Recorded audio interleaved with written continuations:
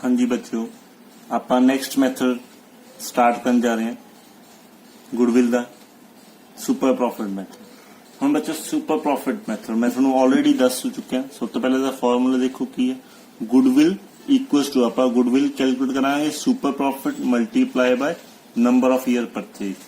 हम super profit हुंदा की है ये आप ऑलरेडी डिस्कस कर चुके हैं बच्चे। सपोज करो कंपनी ए है, आप छोटा जिहा ग्राफ दोबारा बना लेने, कंपनी बी है, कंपनी सी है। ये 1 लाख रुपया कमाती है, मैं रिपीट कर रहा हूँ गल, 1,25,000 कमाते हैं और 1.5 लाख रुपया कमाते हैं बच्चे। केड़ी कंपनी ए बी एंड सी। आ जेड़ा बच्चे सी कंपनी कमा रही है या 1 लाख रुपया, मीनस आप कहने कि जे आप पैसा इस बिजनेस के अंदर पैसा इन्वेस्ट करांगे तो नॉर्मली आप 1 लाख रुपया कमा ही लवांगे। सो वो की है बच्चे, मतलब एक ईयर नॉर्मल प्रॉफिट जेड़ी की हर फर्म कमा लूगी, हर कंपनी कमा लूगी जो वो बिजनेस स्टार्ट कर रही है। प्रॉफिट्स होंगे ने इन्ना का मतलब नॉर्मल प्रॉफिट्स हो ही जाते ने जो आप बिजनेस चलाने। मीनस एक रेस्टोरेंट चला रहे हैं तो साल के अंदर उन्होंने 1-1 लाख रुपया तो हो ही जाना। बट ए कंपनी आ जरा ए परसन है जो रेस्टोरेंट चला रहा है उन्होंने 1.5 लाख रुपया बेनीफिट हो रहा। जेड़ा बी है उन्होंने 1,25,000 हो रहा। बच्चे आ जेड़ा पोर्शन है ना, आ जेड़ा एक्सेस प्रॉफिट आ, एक्सेस प्रॉफिट इस चीज कहते हैं सुपर प्रॉफिट। इस चीज को कहते हैं बच्चे सुपर प्रॉफिट। हुण इह एग्जाम्पल के थ्रू मैं थोड़ा डायरैक्टली समझाता कि इस चीज को कहते हैं super profit. But in calculate किवें करना, इहदी की टेक्नीक्स ने, इस चीज को आपां समझना पैना कि इहदे किहड़े-किहड़े मैथड्स ने, किवें आपां सुपर प्रॉफिट नूं कैलकुलेट किया जा सकदा। देखो बच्चे एक नॉर्मल जी गल, मैं एक बिजनेस स्टार्ट किया, उस बिजनेस के अंदर मैं 1 लाख रुपया इन्वेस्ट किया, मैं एज अ कैपिटल इन्वेस्ट की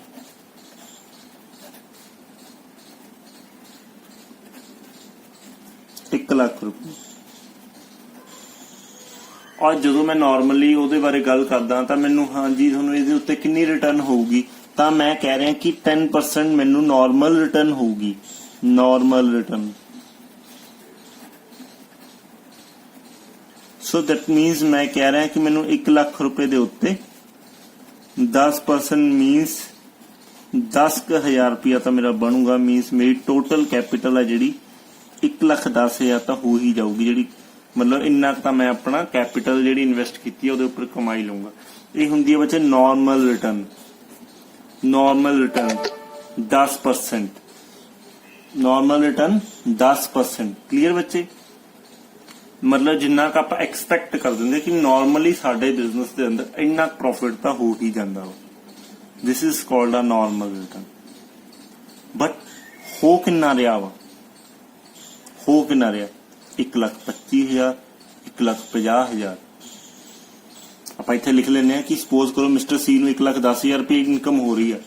आप एक एग्जाम्पल मैच कर रहे हैं, एग्जाम्पल समझने की कोशिश कर रहे हैं कि जो मिस्टर सी आ वो 1 लाख रुपया इन्वेस्ट किया, उन्हें 1,10,000 कमाया।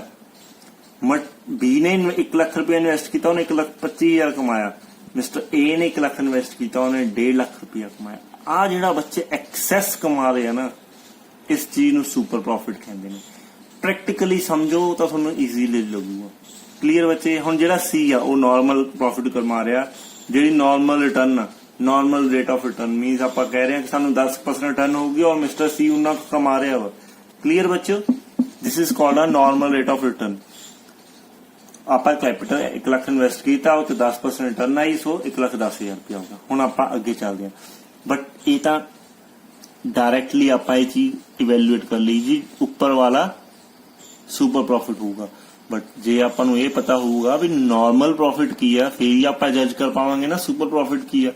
सो आप इस चीज इस मैथड अगे लेके चलते हैं। इस मैथड समझने की कोशिश करते कि अंदर किहड़े स्टैप्स ने, किवें गुडविल है जी वो कैलकुलेट होंदी है। हाँ जी बच्चे, आ छोटे जे स्टैप्स ने, steps to calculate the super profit in the goodwill method. So पहला की है, पहला स्टेप की है बच्चे, स्टेप 1 आप कैलकुलेट करना एवरेज प्रॉफिट की है, एवरेज प्रॉफिट। ਆਪਾਂ ਆਲਰੇਡੀ ਸਿੱਖ ਚੁੱਕੇ ਹਾਂ ਐਵਰੇਜ ਪ੍ਰੋਫਿਟ ਮੈਥਡ ਦੇ ਅੰਦਰ ਕਿ ਨੰਬਰ ਆਫ ਈਅਰਸ ਦੇ ਪ੍ਰੋਫਿਟਸ ਨੂੰ ਪਲੱਸ ਕਰੋ divide by number of years. Then second ਕੀ ਆ ਨਾਰਮਲ ਪ੍ਰੋਫਿਟ। ਨਾਰਮਲ ਪ੍ਰੋਫਿਟ ਦੀ ਵੀ ਆਪਾਂ ਗੱਲ ਕਰ ਚੁੱਕੇ ਹਾਂ। ਨਾਰਮਲ ਪ੍ਰੋਫਿਟ ਕੀ ਹੁੰਦਾ? Capital employed. ਇੰਪਲੋਇਡ ਮੀਨਸ ਮੈਂ ਇਨਵੈਸਟ ਕਿੰਨੀ ਕੀਤੀ,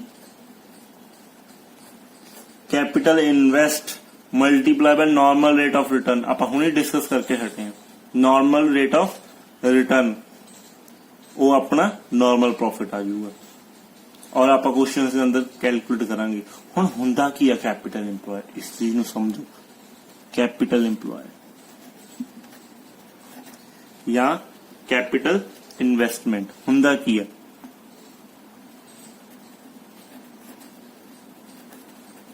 इन दो मैथड्स ਦੇ ਨਾਲ ਸਮਝਣ ਦੀ ਕੋਸ਼ਿਸ਼ ਕਰਾਂਗੇ। पहला मैथड बच्चे asset method means total asset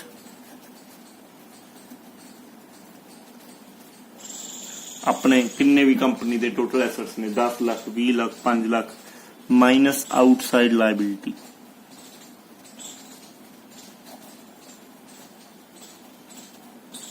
outside liability clear बच्चे? सेकंड मेथड की हो सकता वही हो गया ना कि कंपनी को टोटल एसेट्स कितने ने और जो आप सारा कुछ बाहर आउटसाइड लायबिलिटी पे कर देंगे तो जो कंपनी का बच गया वो कैपिटल इन्वेस्टेड का पार्ट आ जाता या कैपिटल इंप्लॉयड जिन्होंने कहने। सेकंड बच्चे सेकंड मेथड की है कैपिटल जो पर्सन ने इन्वेस्ट की थी प्लस रिजर्व एंड सरप्लस।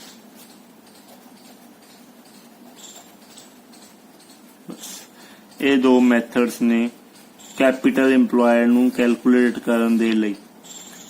ਜਦੋਂ ਆਪਾਂ ਕੈਪੀਟਲ ਇੰਪਲੋਇਡ ਕੈਲਕੂਲੇਟ ਕਰਨੀ ਆ ਤਾਂ ਦੋ ਮੈਥਡਸ ਆ। ਹੁਣ ਡਿਪੈਂਡ ਕਰਦਾ ਆਪਾਂ ਨੂੰ ਕੁਐਸਚਨ ਦੇ ਅੰਦਰ ਕੀ ਗਿਵਨ ਆ। ਆਈਦਰ ਉਹਨੇ ਕਿਹਾ ਕਿ ਆਪਾਂ ਨੂੰ ਐਸੈਟਸ ਮੈਥਡ ਦੇ ਰਾਹੀਂ ਕੈਲਕੂਲੇਟ ਕਰਨੇ ਪੈਣੇ, ਜੇ ਕੁਝ ਐਸੈਟਸ ਤੇ ਲਾਇਬਿਲਿਟੀ ਦਿੱਤੀ ਆ, ਜੇ ਆਪਾਂ ਨੂੰ ਕੈਪੀਟਲ ਰਿਜ਼ਰਵਸ ਦਿੱਤੇ ਆ ਤਾਂ ਆਪਾਂ ਲਾਇਬਿਲਿਟੀ ਸਾਈਡ ਨਾਲ ਕੈਲਕੂਲੇਟ ਕਰਾਂਗੇ ਕੈਪੀਟਲ ਇੰਪਲੋਇਡ। क्लीयर बच्चों? हाँ जी बच्चों, उस तो बाद एक छोटा जिहा शॉर्ट नोट भी इत्थे टोटल एसेट्स जिहड़े लैणे ने उन्हां दे विच की नहीं इनकलूड करना।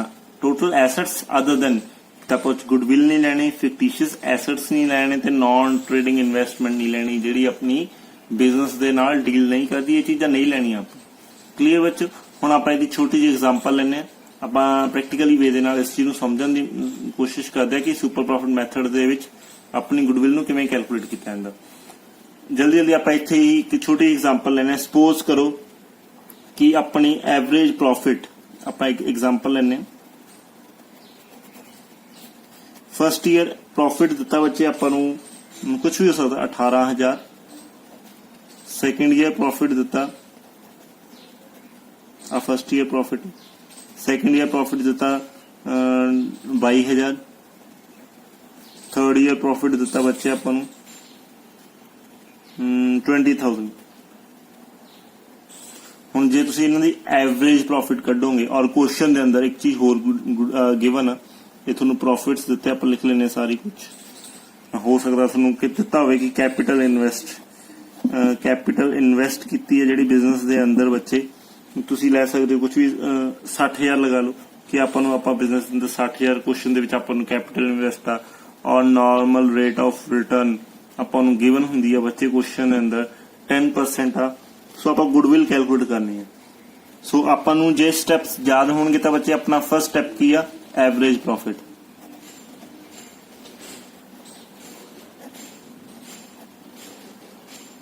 और अपना एवरेज प्रॉफिट की होया 18,000 प्लस 22,000 प्लस 20,000। आप जल्दी जल्दी लिख लेने।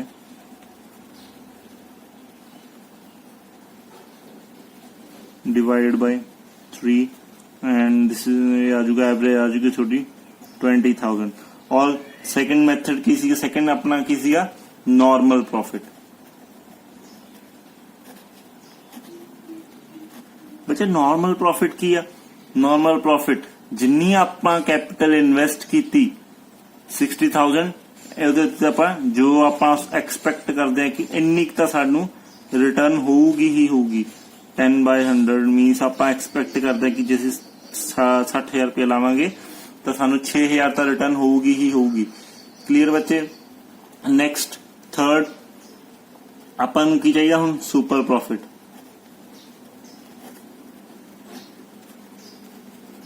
सुपर प्रॉफिट बच्चे सुपर प्रॉफिट की है average profit minus normal profit. Average profit कितना बच्चे 20,000 माइनस 6,000 ये आ जाऊगा 14,000। और लास्ट गुडविल किमें कैलकुलेट होंदी है बच्चे गुडविल दे विच इस मैथड दे विच भी बच्चे थोनू गिवन होगा कि number of year purchased super profit multiply by number of years purchase. जे थोनू नंबर ऑफ ईयर परचेज लिखदे आ क्वेश्चन दे विच दैट मीन्स अपना सुपर प्रॉफिट मैथड लगूगा। बट जे नंबर ऑफ ईयर परचेज नहीं दिखते तो नैक्सट जो आप मैथड करना capitalisation of super profit method या capitalisation of average profit method लगूगा। जे number of year purchase given आ ਤਾਂ ही निशानी है कि अपने ये सिंपल मैथड लगणगे। सो सुपर प्रॉफिट कितना 40,000 मल्टीप्लाई बाय 2 जे अपन 2 ईयर्स गिवन आ सो 28,000 अपनी की आ जाऊगी बच्चे गुडविल। क्लियर बच्चे होप कि थोनू ये मैथड समझ लग गया होगा। क्लियर बच्चों so thank you so much. हुण आपां नेक्स्ट मैथड करांगे capitalization of a average profit method and capitalization of a super profit method. Thank you.